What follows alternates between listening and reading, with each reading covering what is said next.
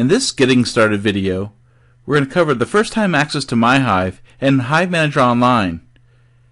To do this, we're going to locate the credentials for HiveManager Online, log into MyHive and HiveManager Online, and get started with HiveManager Express Mode.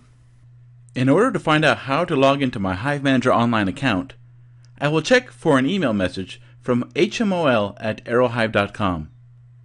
If you cannot find the message, you should check your spam folder to see if the message was classified incorrectly. In your spam preferences, please make sure you do not block emails from Aerohive.com. The email message from HMOL contains login instructions for you to access your HiveManager Online account. First, I will copy the randomly generated password provided in the email,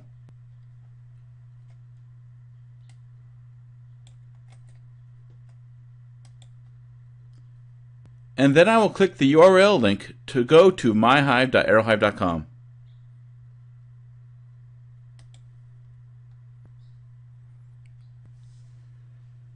The admin will be the email address I provided when placing the order.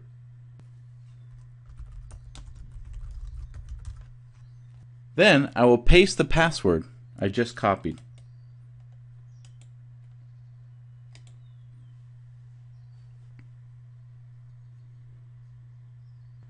Upon logging into the HiveManager Online account for the first time, you will be directed to the MyHive homepage. From here, you have a choice to access your HiveManager Online account or the Aerohive Redirector. The Redirector maintains a list of serial numbers for your APs that belong to your account and is responsible for redirecting your APs to your HiveManager Online system once the APs contact the Redirector from over the Internet. When you order your APs and a HiveManager Online account, your Redirector account will automatically be set up with the serial numbers of your APs, so there is no need to go there unless there are additional APs you want to add to your HiveManager Online account. At this time, I will go to my HiveManager Online account.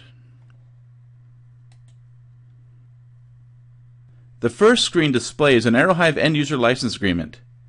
Please read it and click Agree to continue.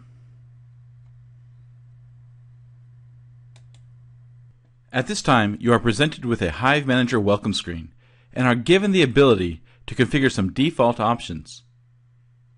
The Hive name entered here, along with an automatically generated 64-character shared secret key, will be sent to your APs when you perform a configuration update. Once updated, your APs will use this information to securely communicate with each other using Aerohive's cooperative control protocols.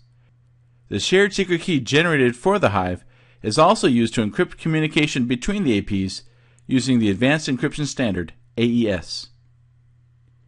Next, you must enter a new HiveManager password. This password is for the admin account in HiveManager, for SSH or Serial Console access to your APs, and is the secret key for the Virtual Access Console SSID that appears if your AP cannot access the network. At this time, I will enter a new HiveManager password.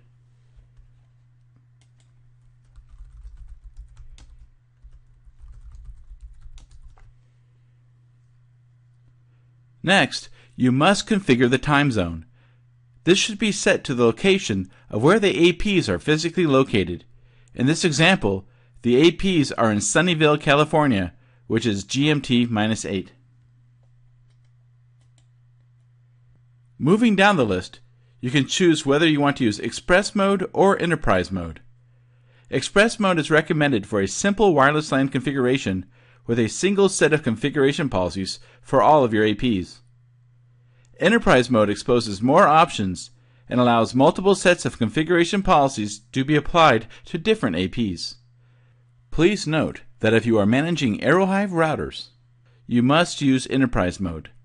If you are managing APs, you can always start in Express Mode and convert to Enterprise Mode at a later time from the HiveManager Home Device Management Options menu. For this example, I will use Express Mode, so I will click Continue.